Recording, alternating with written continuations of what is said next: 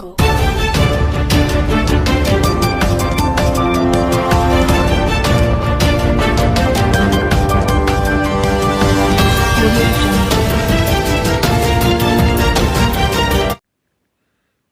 ఘనంగా డాక్టర్ బాబు జగజ్జీవన్ రామ్ 118వ జయంతి వేడుకలు.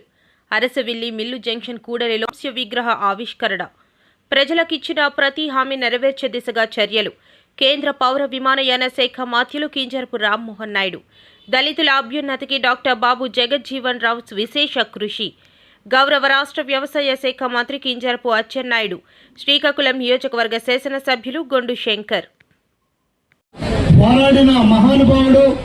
స్వాతంత్ర సమరయోధుడు, దేశ ఉప ప్రధానిగా చేసిన మొట్టమొదటి దళిత నాయకుడు, అలాగే విద్యాధికుడు, అత్యధిక సార్లు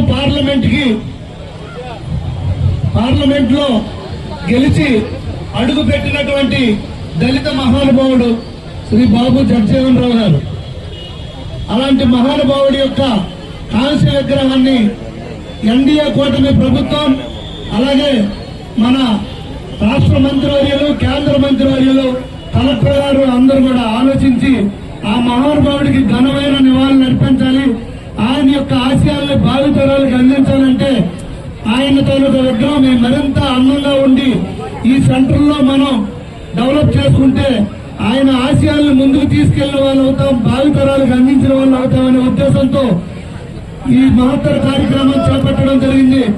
అయితే మధ్యలో కోడి ఉన్న సందర్భంగా మనం అది ఓపెన్ చేసుకోలేకపోయాం.